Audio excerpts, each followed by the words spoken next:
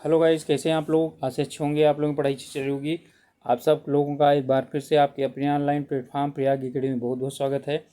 आज हम लोग उपस्थित हुए हैं IBPS, ठीक है, institute of banking personal selection, जो कि सरकारी बैंकों में PO या किसी भी तरह की भर्ती को करवाने का जिम्मेदार एक संस्था है। ठीक है, तो इसके द्वारा जारी की गई है। जो क्लर्क होते हैं, कैशियर वगैरह होते हैं, ठीक है, वहाँ पर जो वैकेंसी है ये वाली आई है। ठीक है, तो इसी को ही आपको बोला जाता है रिक्रूटमेंट ऑफ कस्टमर सर्विसेज, ठीक है, एसोसिएट्स। तो उनको नाम इन्होंने क्या कर दिया है, अलग दे दिया है, CSA नाम दे दिया गया है। ठीक है, तो ये सेंट्रलाइज जो वैकेंसी है ये है, और ये 2027 और 28 के लिए है। ओके, इसमें प्री और मेंस के लिए सभी के लिए जारी किया गया है। डेट जारी की गई हैं, और जो है स्टार्टिंग कब से होगा और पेपर कब होगा, लगभग ये सब IBPS सभी डेट जो है प्रोवाइड करवा देता है। ओके, तो ऑनलाइन रजिस्ट्रेशन 1 अगस्त से लेकर के 21 अगस्त तक। ठीक है, पेमेंट जो है वो 1 अगस्त से लेकर के 21 अगस्त तक। और यदि जो है आपके फॉर्म में कोई गड़बड़ी रह गई है, ठीक है, तो जब रजिस्ट्रेशन ख़त्म हो जाएगा, यानी कि 21 तारीख से के बाद, 21 अगस्त के बाद, तो 2 दिन के बाद आप क्या कर सकते हैं, ठीक है, और विंडो खुलती है, आप अपना इसमें रजिस्ट्रेशन में, ठीक है, रजिस्ट्रेशन नंबर वगैरह डाल करके और जो है करेक्शन कर सकते हैं। ओके, तो और इसमें 2 लेवल का जो पेपर है, ठीक है, इसमें पिट यानी कि प्री एग्जामिनेशन, ठीक है, ट्रेनिंग, इसमें यानी सितंबर 2026, ठीक है, और जो है ना download for the call letters are online examination for the preliminary, ठीक है, तो सितंबर में ही जो है इसमें हो जाएगा। ऑनलाइन एग्ज़ाम होगा अक्टूबर में। डेट अभी इन्होंने क्या है डिसाइड नहीं किया, क्योंकि लंबे एग्जाम चलते हैं, 4-5 दिन तक चलते हैं। ठीक है, रिजल्ट जो है वो नवंबर में आ जाएगा, और कॉल लेटर जो है ना आप मेंस के लिए नवंबर में ही डाउनलोड कर सकते हैं, और मेंस का जो एग्ज़ाम होगा दिसंबर में होगा, और प्रोविजनली अलॉटमेंट होता है मार्च में 2027 में। जो है ये नौकरी जिन लोगों को सिलेक्शन होगा उन लोगों को दे दी जाएगी। ओके, तो आप लोगों से सबसे पहले रिक्वेस्ट है कि आप लोग फॉर्म भरने से पहले पूरा ये जो IBPS की वेबसाइट है, यहाँ पर जा कर के, ये वेबसाइट है, ठीक है, इसमें जा कर के आप पहले इसका ये नोटिफिकेशन पूरा डाउनलोड कीजिए, फिर उसके बाद तब आगे फॉर्म पढ़िए पूरा अच्छी तरीके से, योग्यताएं वगैरह देख लीजिए, फिर फॉर्म आप भरिए। ठीक है, जो मेन चीज़ें हैं वो आप लोगों को हम लोगों के द्वारा बता दी जाती हैं। ओके, इसमें जो बैंक हैं, जो पार्टिसिपेशन बैंक हैं, ठीक है, वो हैं bank of Baroda, bank of India, bank of Maharashtra, जो है Canara bank, central bank of India, Indian bank, Indian overseas bank, Punjab national bank, Punjab and Sindh bank, UCO bank, union bank of India. ये सभी बैंक मिल करके, ठीक है, पार्टिसिपेशन करते हैं। मतलब कि इन्हीं बैंकों की जो है इसमें जो वैकेंसी खाली रहती हैं वो भरी जाती हैं। इसमें जो पोस्ट का है, पोस्ट का नाम है कस्टमर सर्विस एसोसिएट, यानी कि जो कस्टमर को क्या करते हैं, एसोसिएशन करते हैं। और इनकी जो पेमेंट है, ठीक है, वो आपको दे दी गई है यहाँ पर। ठीक है, इतनी पेमेंट है। और ये जो है कुछ जो यानी कि बैंक हैं इनमें अलग अलग भी हो सकता है, लेकिन ओवरऑल लगभग क्या हो जाएगा, इतना ही होगा। ओके, ये ऑल ओवर इंडिया और यूनियन टेरिटरीज़ के लिए वैकेंसी हैं। एलिजिबिलिटी क्या होनी चाहिए ये इसमें दिया हुआ है। ठीक है, तो एलिजिबिलिटी 2-3 चीज़ें चाहिए। सबसे पहले क्या है, नेशनलिटी है, तो इंडियन नेशनल होना चाहिए, नेपाल का होना चाहिए, भूटान का होना चाहिए, या रिफ्यूजी होना चाहिए 1 जनवरी 1962 से पहले का। ओके, तो इसमें दिया गया है जिसने भारत की नागरिकता ले ली है वो भी यहाँ का यानी कि वो भर सकता है। एज है यहाँ पर है 1 अगस्त 2026 को कम से कम 20 साल और अधिकतम 28 साल, यानी कि कैंडिडेट का जो जन्म तिथि है वो 2/8/1998 के, ठीक है, बाद नहीं होना चाहिए, यानी उससे पहले नहीं होना चाहिए। और 1/8/2006 के बाद का नहीं होना चाहिए। ओके, तो यहाँ पर रिलैक्सेशन देगा अपर एज में, SC के लिए 5 साल, ST के लिए 3 साल, और जो पर्सनल हैं विथ बेंचमार्क डिसेबिलिटी, ठीक है, उनको 10 साल के लिए। कि एक सर्विसमैन है, जितना उन्होंने सर्विस किया है उसमें +3 साल कर दिया जाएगा, ठीक है, और जो है उनमें जो मैक्सिमम एज लिमिट है वो 50 ईयर्स है। और जो विडो हैं, डाइवोर्सीज हैं, ये सभी के लिए, ठीक है, 35 साल तक इनकी एज होनी चाहिए। किसके लिए? जनरल और EWS के लिए 38 साल होनी चाहिए। OBC के लिए 40 साल तक छूट दी जाएगी, SC और ST के लिए। ओके, तो ये जो है यानी कि इसके लिए दिया गया है। जो EWS है उसके लिए मैक्सिमम एज में जो है कोई भी क्या नहीं किया जाएगा, ये EWS वालों को कोई भी एज रिलैक्सेशन जो है वो नहीं दी जाएगी, ना तो जनरल कैटेगरी को दी जाएगी, ना EWS को दी जाएगी, बाकी और को दी जाएगी। ओके, और इसमें जो प्रॉपर फॉर्मेट है उसी फॉर्मेट में क्या किया जाना चाहिए, वो आपका सर्टिफिकेट जाना चाहिए, ठीक है। ये जो दिए गए हैं ये डिसेबिलिटी के कैटेगरी दी गई हैं, इन कैटेगरी को जो है वो देखा जा सकता है और इन्हें क्या किया जाएगा, ठीक है, इन पर विचार किया जा सकता है। ओके,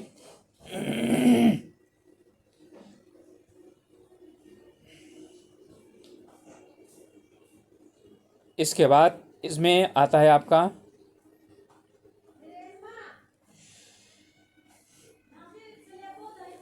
जो इसमें अभी डिसेबिलिटी का है, लोकोमोटिव है, अलग अलग जो डिसेबिलिटीज़ हैं उन डिसेबिलिटीज़ की जो है ना बात की जा रही है।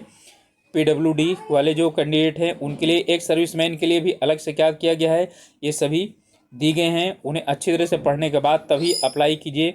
आप यानी उसके लिए अपीयर कर सकते हैं या नहीं कर सकते हैं, यहाँ सभी दिया गया है, ठीक है। इसमें जो EWS है उसमें ये पूरा दिया गया है, 5 एकड़ यानी एग्रीकल्चर लैंड, इससे ज़्यादा नहीं होनी चाहिए, 1000 स्क्वायर फीट से ज़्यादा रेजिडेंस नहीं होना चाहिए, मकान नहीं होना चाहिए, और जो है नोटिफाइड म्यूनिसिपैलिटीज़ में 100 स्क्वायर यार्ड से बड़ा नहीं होना चाहिए, और जो है residential plot for the 200 square yard and above area other than the notified municipalities, इनसे ज़्यादा नहीं होना चाहिए, ठीक है।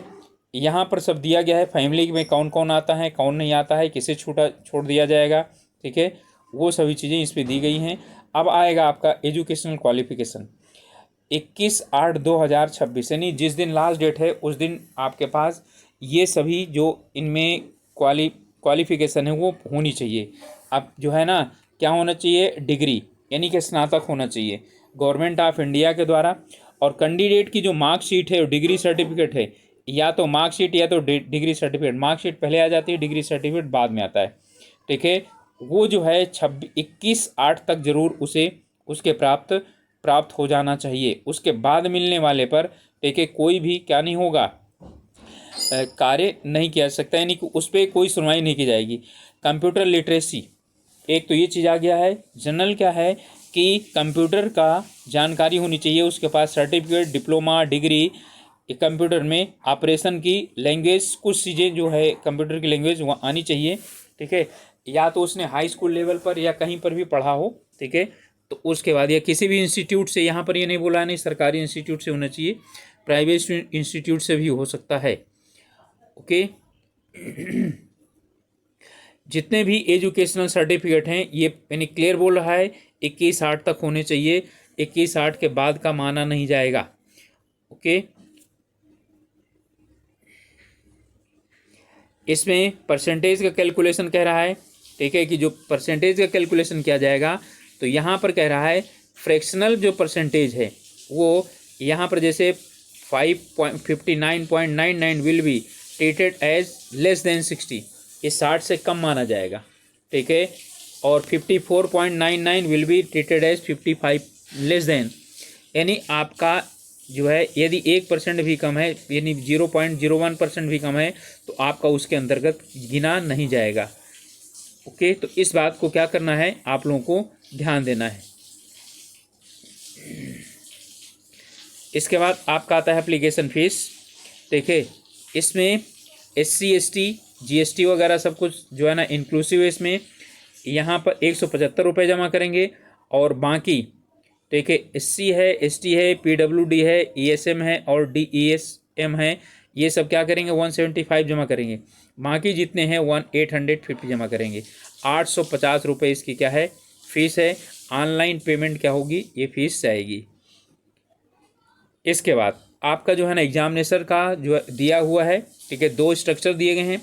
प्री में आपके ये 3 पार्ट होंगे, English language, numerical ability, reasoning ability, ठीक है। और ये क्या होगा, इंग्लिश तो सिर्फ इंग्लिश में होगा, न्यूमेरिकल और रीजनिंग एबिलिटी हिंदी और इंग्लिश दोनों में होंगे। इंग्लिश के 30 क्वेश्चन आएंगे 30 मार्क्स के, न्यूमेरिकल एबिलिटी 35 मार्क्स के 35 क्वेश्चन आएंगे और रीजनिंग एबिलिटी 35 क्वेश्चन आएंगे 35 मार्क्स के। 30 क्वेश्चन के लिए 20 मिनट मिलेगा, इसके लिए भी 20 मिनट मिलेगा, इसके लिए भी 20 मिनट, कुल 60 मिनट मिलेगा।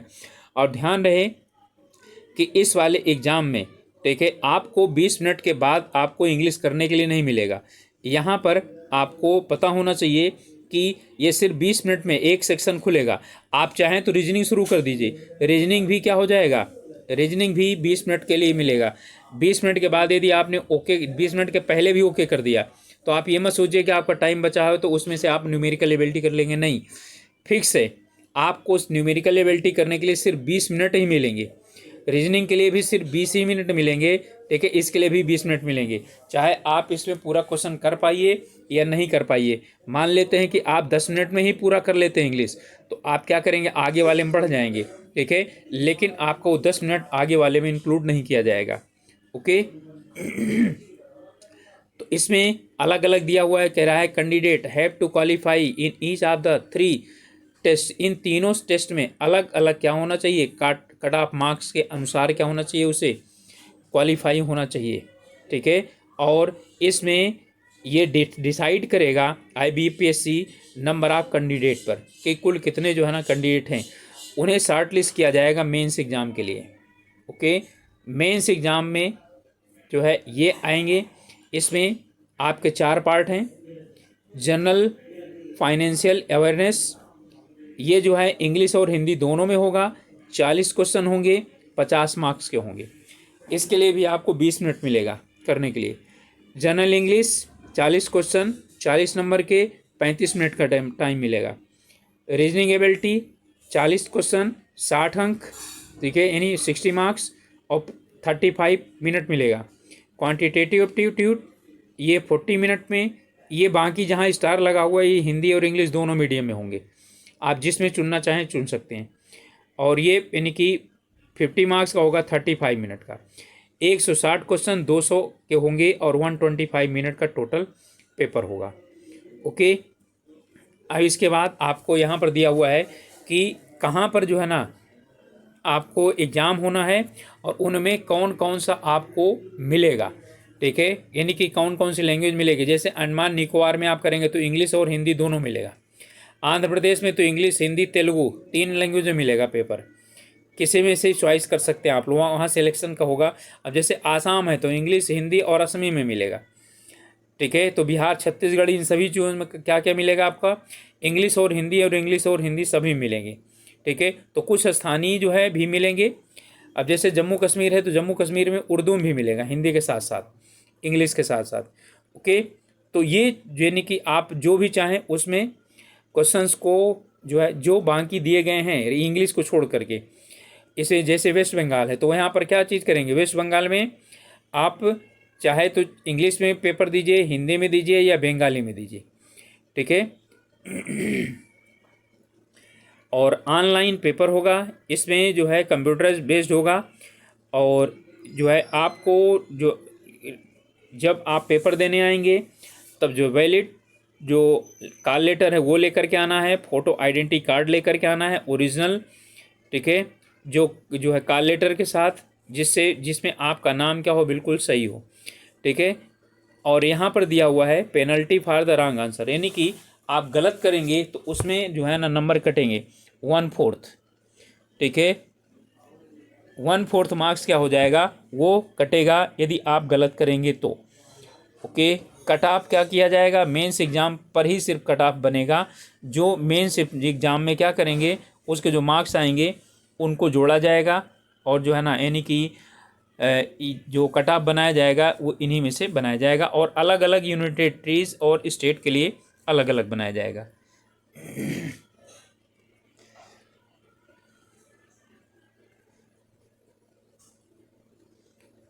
ओके, यहाँ पर जो है आपको कह रहा है कि जहाँ पर आप जानना चाहते हैं, यानी जिस जिस स्टेट में आप या यूनियन टेरिटरी में नौकरी करना चाहते हैं, वहाँ पर आपका जो लोकल लैंग्वेज जो ना प्रोफिशिएंसी है, ठीक है, वो भी आपकी क्या हो जाएगी, वो यानी कि आपको आना चाहिए। जब फॉर्म वगैरह भरेंगे तो वहाँ पर यानी कि दिया जाएगा। Exam centre all over India में है, ठीक है। प्री एग्जामिनेशन ट्रेनिंग, ठीक है, प्री एग्जामिनेशन ट्रेनिंग जो है ये शेड्यूल कास्ट और शेड्यूल ट्राइब और अदर बैकवर्ड और माइनॉरिटीज़ के लिए क्या होती है, एक सर्विसमैन के लिए ऑनलाइन प्रोवाइड करवाई जाती है, ठीक है। तो ये कुछ दिन के लिए जो है वो करते हैं। फिर प्रोविज़नल जो यानी कि अलॉटमेंट है, वो जो है ना मेंस के 200 मार्क्स के आधार पर क्या किया जाएगा, वो कट ऑफ बनाई जाएगी। यहाँ कह रहा है total marks all allotted online mains examination 200 marks will be converted out of 100 for the provisional. इसे 200 को 100 में कन्वर्ट किया जाएगा, आधा कर दिया जाएगा, हो गया, ठीक है। और फिर उसके बाद उसी के बेस पर मेरिट बनेगी और वो अलॉट किया जाएगा। ओके, तो जो है कैंडिडेट जो अपनी अपनी जो जिस जिस कैटेगरी में होंगे उनको उसी कैटेगरी में, ठीक है, वो यानी कि बैंक अलॉटमेंट दिया जाएगा। और उसके बाद कैंडिडेट्स को मांगा जाएगा कि आप कहाँ कहाँ यानी कि किस जगह पर जाना चाहते हैं, किस स्टेट में जाना चाहते हैं और किस बैंक में जाना चाहते हैं। ये सभी चीज़ें बाद में ये बात का होता है, ठीक है। तो जो अभी तक एग्ज़ाम वगैरह का था वो यानी कि हम आप लोगों को बता दिया गया है। इसमें अब जो नीचे दिया गया है वो, ठीक है, इसमें यानी कि एग्जामिनेशन में जब आप क्या करेंगे, वहाँ पर पहुँचेंगे तो क्या क्या लेकर के जाना है, ये सभी चीज़ें आपको लिखी गई हैं, ठीक है।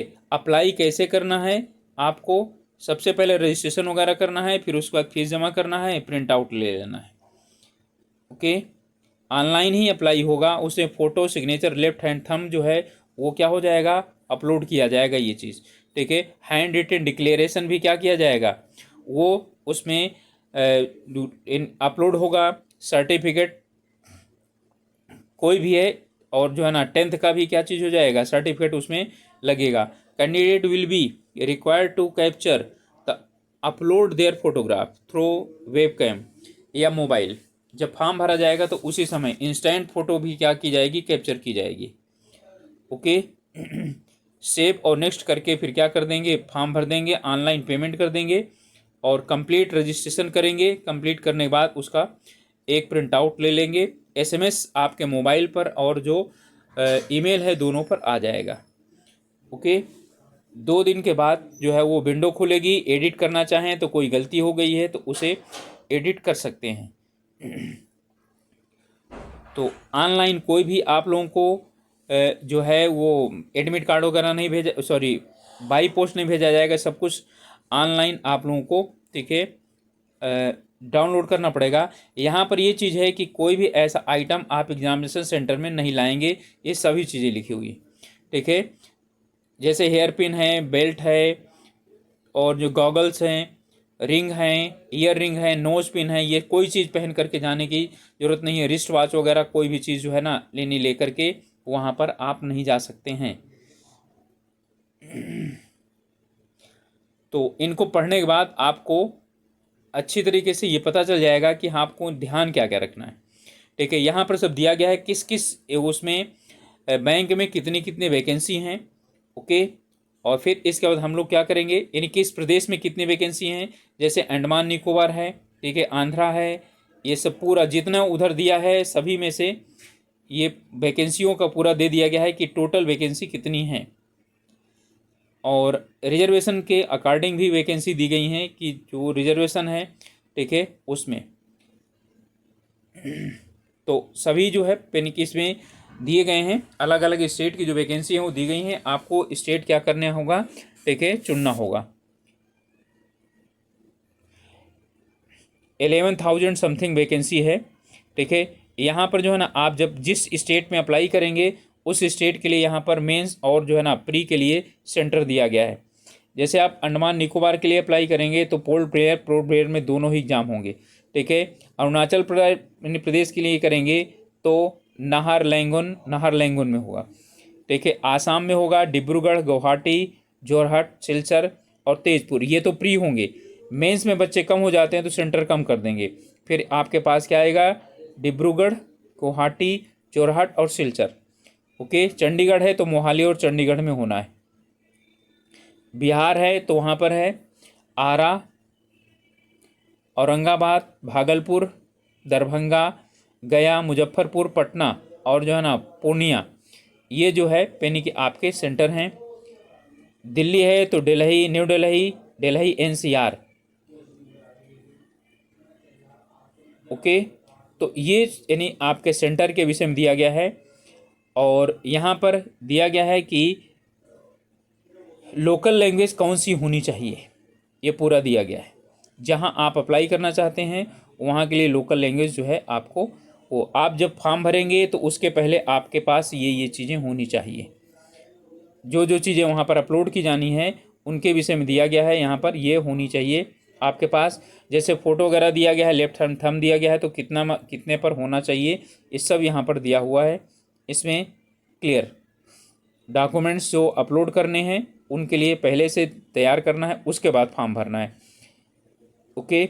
ये जो मैंने बताया था पहले कि ये वो यानी कि फॉर्मेट हैं जिन फॉर्मेट के बेस पर आपको क्या करना है, अपने सर्टिफिकेट बनाने, SC ST OBC या जो है फिजिकल हैंडीकैप्ड जो भी हैं उनका सबका इसमें से यानी कि इसी बेस पर इसी फॉर्मेट पर बनेगा